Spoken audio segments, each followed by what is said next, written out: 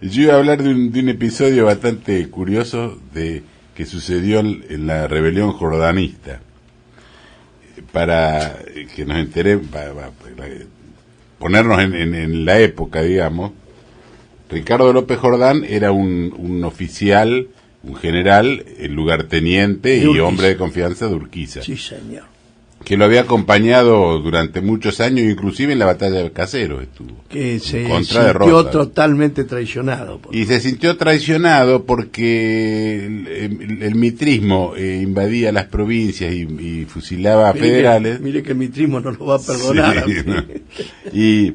Y Urquiza no decía nada, se quedó en el molde, incluso negociaba con los brasileros, todo.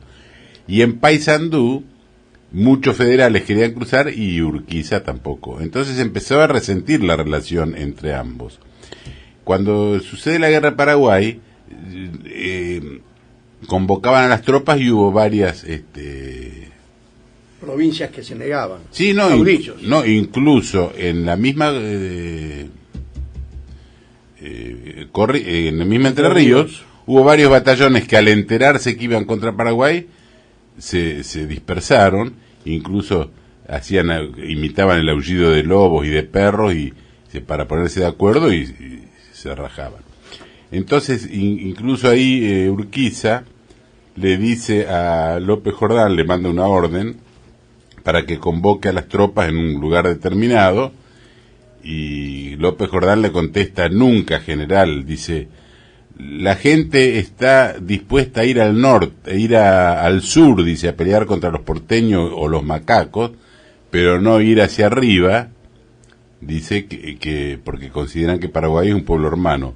Y todavía le dice: todavía retumban en nuestros oídos los cañones de Paysandú, le dice.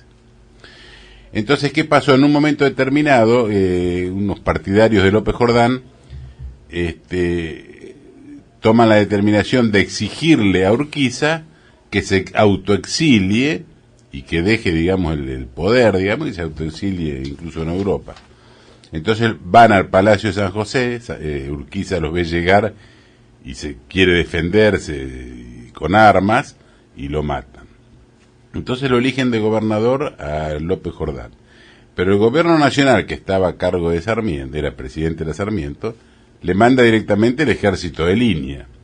Y no solamente el ejército de línea, ya en esa época habían empezado las ametralladoras, incluso la prueban ahí en Paraná, creo que en el frente de un colegio, incluso llevaban unas armas que llamaban del nuevo sistema, porque eran los fusiles Remington que eran estriados y tenían balas explosivas, que incluso el mismo que se los había vendido al Ejército Nacional le quiso vender a López Jordán, y López Jordán lo probaron en una vaca, y López Jordán, cuando vio cómo le estallaba la cabeza, dijo: no, yo no puedo usar esto contra un ser humano.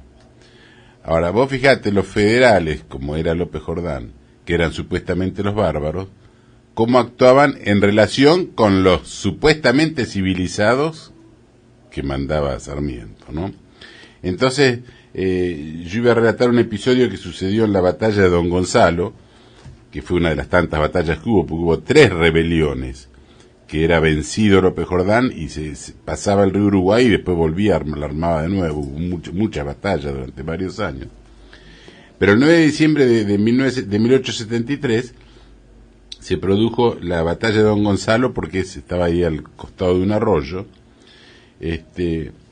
Entonces López Jordán relata, dice: en el acto de tener conocimiento del desastre sufrido por el general Campos, traté de efectuar el pasaje del arroyo Don Gonzalo y lo emprendí luchando con grandes dificultades incalculables, empleando en él lo que faltaba de la tarde y toda la noche.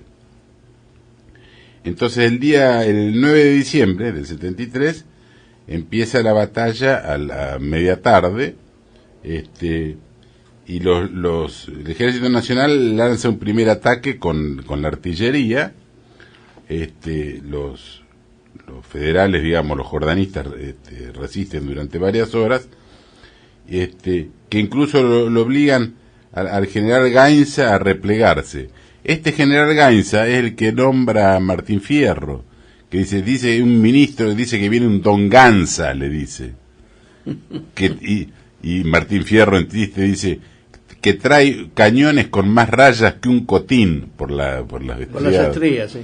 Dice, pero esa, Martín Fierro dice, pero esos cuentos no engañan a los zorros de Milaya. Dice, yo ya dejé las rayas en los libros del pulpero, porque cada vez que retiraba un paquete de hierba le hacían hacer una rayita.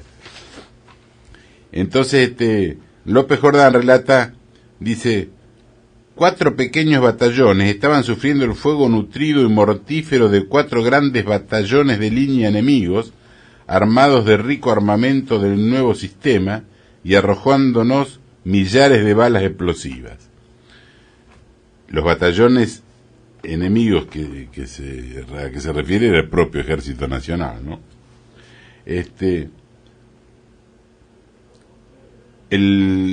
Hay un relato que hace el teniente Saturnino García, que peleó en Don Gonzalo, y afirma que el coronel Juan Ayala ordenó después de la batalla fusilamiento sobre el tambor, o sea, ni bien los agarraban, los fusilaban, y numerosas muertes a lanzazos, de tal modo que las bajas jordanistas aumentaron considerablemente después de la batalla. O sea, vos fijate lo sanguinario que eran, porque no era que morían en la batalla, y después los fusilaban, o a lanzazos los mataban. Eran prisioneros. Claro, pero fusilaban a los prisioneros.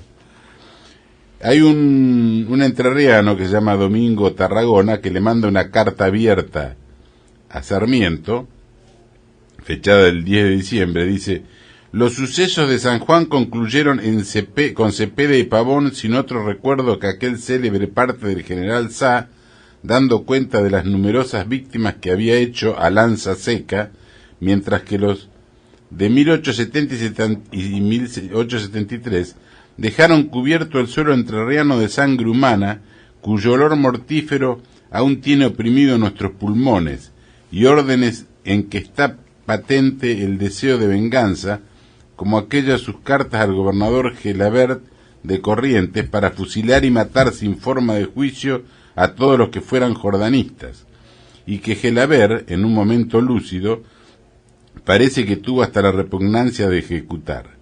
Los proyectos sangrientos y crueles que rechazó el Senado, ofreciendo primas que debían pagarse con los ahorros del pueblo por las cabezas de López Jordán, los querencios, etcétera, y los fusilamientos sin forma de juicio que, quizá obedeciendo sus órdenes, ejecutó con bárbara impiedad y sangre fría el general Ayala, festejando la victoria y carnicería de Don Gonzalo. Fíjate que acá lo acusa directamente a Sarmiento de haber dado las órdenes, ¿no? Entonces, ahí yo voy a relatar el relato singular que dije al principio de la batalla de Don Gonzalo, porque del lado de las tropas nacionales peleaba un inglés que se llamaba Ignacio Foderingham, que escribió un libro muy interesante que se llama La vida de un soldado, o Reminiscencias en la frontera, se llama el libro, yo lo tengo. Es muy interesante porque es un relato directo de uno que participó. Entonces relata que en un momento determinado apareció desde el lado jordanista un gaucho bien montado, etcétera, etcétera. Después voy a leer las palabras de él, y le tiró unos tiros a los batallones del Ejército Nacional, pistoletazos, y dio media vuelta y se fue a caballo, ¿no? Entonces, Ignacio Foderingham lo relata así. Dice: solo, bien montado en un hermoso caballo moro, se vino sobre el 10 de línea, pasando al lado de la caballería de Undabarrena, un jinete entrerriano, gallardo mozo, de no sé dónde ni nadie sabrá nunca. Se golpeó en la boca, hizo rayar su flete, y descargando una pistola que llevaba en la diestra, dio media vuelta y a todo escape regresó de donde vino. No he visto una audacia e insolencia igual. Y sigue Ignacio, ¿no? Un hermoso acto, y por hermoso quedó impune, pues no quise que le hicieran fuego los granaderos, que ya iban a hacer una descarga. Y se fue, sombrero negro de cinta roja, traje de terciopelo, la cola del caballo hecho un nudo entrelazadas con cintas rojas. Qué tipo curioso. No sé si sería un loco, pero si lo era un loco sublime. Muy lindo. A mí la verdad que me gustó mucho cuando lo... Tenía la divisa Punzó. Tenía la divisa Punzó, incluso trenzada en la cola del caballo, ¿no? Muy bien. Era el micro de historia del ingeniero Castañino. A ver, las chicas fanáticas de Castañino, de la zona de Pilar, deben estar contentas. Escucharon la voz de Castañino. Bueno,